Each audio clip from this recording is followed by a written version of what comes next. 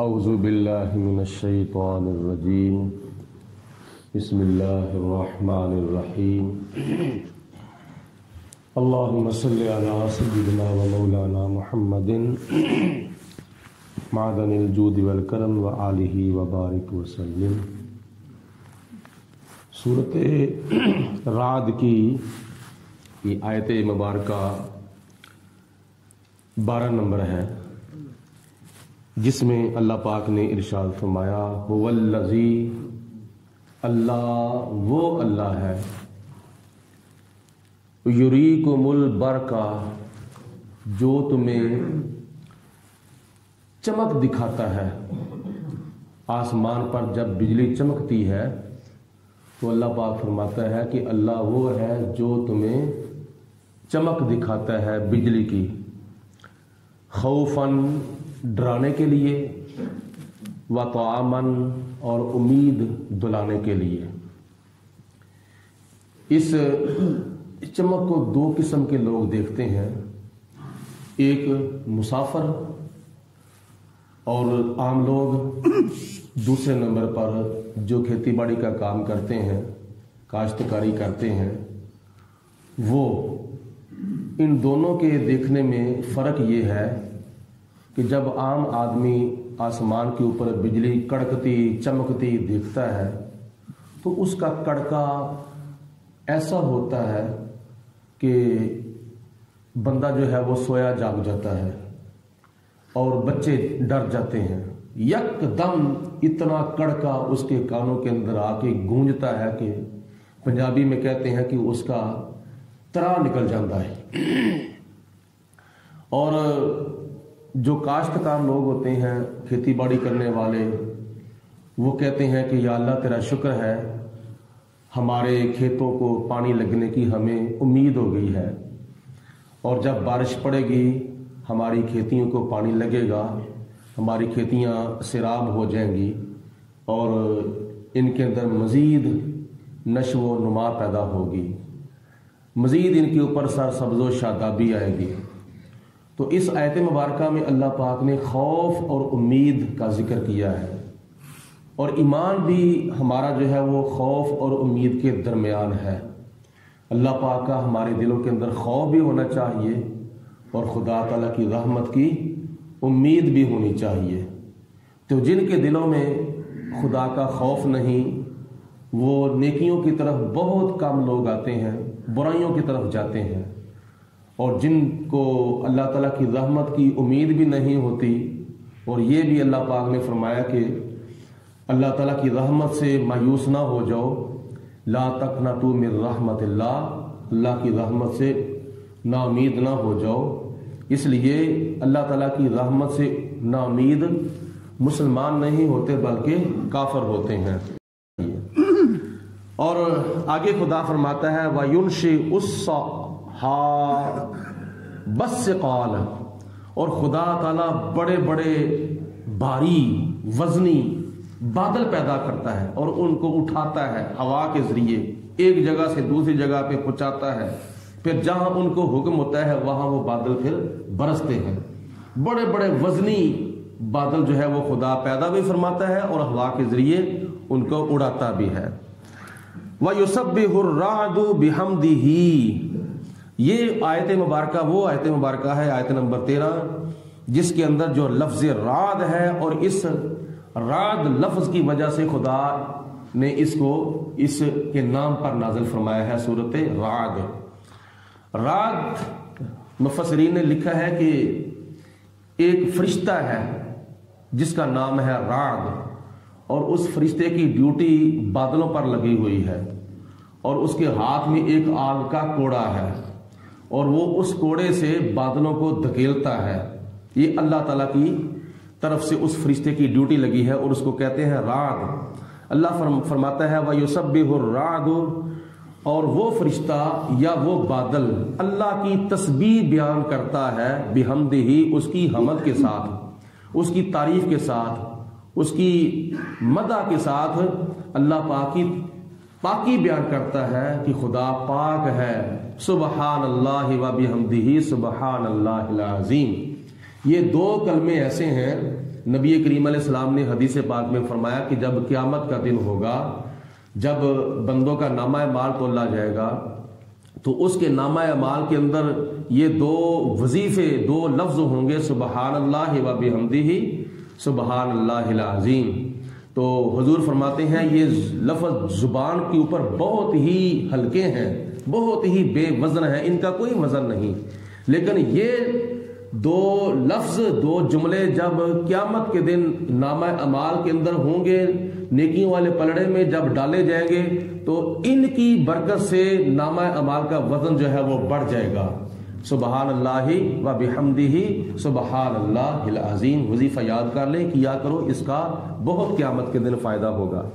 تو وہ فرشتہ جو رعد ہے، جس کی ڈیوٹی بادلوں پر لگی ہوئی ہے، وہ بادلوں کو دھکیلتا ہے، جہاں اللہ کا حکم ہوتا ہے بادلوں کو برساتا ہے، تو وہ اللہ تعالیٰ کی تسبیح بیان کرتا ہے اللہ کی حمد کے ساتھ۔ والملائکۃ، اور فرشتے بھی اللہ کی پاکی بیان کرتے ہیں اس کی حمد کے ساتھ، وہ فرشتے جو اس فرشتے کے معاون ہیں، مددگار ہیں۔ من خیفاتہ، اللہ تعالیٰ کے خوف سے، اللہ تعالیٰ کے ڈر سے اللہ کی تسبیح بیان کرتے ہیں۔ وَيُرْسِلُ الصَّوَاعِقَ، اور خدا تعالیٰ بجلیاں بھیجتا ہے، بجلیاں جب چمکتی ہیں تو خدا تعالیٰ بجلیاں ارسال فرماتا ہے، مختلف مقامات پر بجلیاں بھیجتا ہے۔ فَيُصِيبُ بِهَا مَن يَشَاءُ، اور جہاں چاہتا ہے پھر وہ بجلیاں گراتا ہے۔ وَهُمْ يُجَادِلُونَ فِي اللَّهِ، اور جن کے اوپر بجلیاں گرتی ہیں وہ اللہ تعالیٰ کے بارے میں جھگڑا کر رہے ہوتے ہیں۔ روایات میں آتا ہے کہ نبی کریم علیہ السلام نے اپنے ایک صحابی کو فرمایا کہ جاؤ، وہ فلاں بندہ ہے، وہ مسلمان نہیں ہے، اس کو بلا کے لاؤ۔ نبی پاک علیہ السلام کا مقصد تھا چلو اس کو دعوت اسلام دیتے ہیں۔ حضور علیہ السلام کے صحابی گئے، جا کے اس کو کہتے ہیں تجھے اللہ کے رسول بلاتے ہیں۔ وہ کہتا ہے اللہ کون ہے؟ اللہ کیا شے ہے؟ اللہ لوہے کا ہے؟ اللہ سونے کا ہے؟ اللہ چاندی کا ہے؟ اللہ پتل کا ہے؟ کس چیز کا اللہ ہے؟ وہ کیا ہے؟ اس نے اللہ کے بارے میں جھگڑا کرنا شروع کر دیا۔ تو اس نے دے دیا جواب۔ صحابی واپس آئے، حضور کی بارگاہ میں عرض کی یا رسول اللہ وہ تو نہیں آتا، وہ تو آگے سے بحث کرتا ہے اللہ کے بارے میں۔ حضور علیہ السلام نے فرمایا اس کو پھر جا کے میرا پیغام دو۔ وہ پھر گیا، جا کے کہتا ہے کہ تجھے اللہ کے رسول بلاتے ہیں۔ پھر وہ کہتا ہے اللہ کیا ہے؟ پھر اس نے جھگڑنا شروع کر دیا، حتیٰ کہ تیسری مرتبہ نبی پاک علیہ السلام نے فرمایا کہ جاؤ اس کو بلا کے لاؤ۔ جب وہ تیسری مرتبہ بھی گئے تو اس نے تیسری مرتبہ بھی بحث کرنی شروع کر دی۔ اللہ کیا ہے؟ اللہ کب پیدا ہوا تھا؟ اللہ کب تک رہے گا؟ کس چیز کا اللہ ہے؟ ہم تو مٹی سے بنے ہیں، اللہ کس چیز کا بنا ہے؟ اس طرح کی اس نے بہت ہی اللہ کے بارے میں نازیبا باتیں کرنی شروع کر دی۔ تو تیسری مرتبہ جب واپس آ کے صحابی نے عرض کی یا رسول اللہ وہ نہیں آتا، تو اس وقت پھر اللہ پاک کی ذات بابرکات نے اس کے اوپر آسمان سے بجلی گرائی اور وہ اسی جگہ پہ نیست و نابود ہو گیا، غرق ہو گیا، تباہ و برباد ہو گیا، مر گیا، واصل جہنم ہو گیا۔ تو خدا فرماتا ہے جن کے اوپر میں بجلیاں گراتا ہوں وہ اس وقت اللہ کے بارے میں جھگڑا کر رہے ہوتے ہیں۔ ہمارا عقیدہ بھی اللہ کے بارے میں ایسا ہونا چاہیے جیسے اللہ پاک کے قرآن پاک میں آتا ہے اور حضور کی حدیث پاک میں آتا ہے۔ وَهُوَ شدید المحال، اور خدا کی ذات بابرکات بڑی سخت طاقت والی ہے اور بہت ہی قوت والی اللہ تعالیٰ کی ذات ہے۔ لہو دعوت الحق، اس کو پکارنا یہ برحق ہے، اللہ پاک کی ذات بابرکات کو پکارنا برحق ہے، اور اس کو معبود سمجھ کر اس کی عبادت کرنا یہ برحق ہے۔ مخلوق کے اوپر اللہ پاک کی ذات کا یہ حق ہے۔ لا یستجیبون لہم بشیء، اور جن کو یہ پکارتے ہیں کافر لوگ بتوں کو، وہ ان کے پکارنے کا کوئی جواب نہیں دے سکتے۔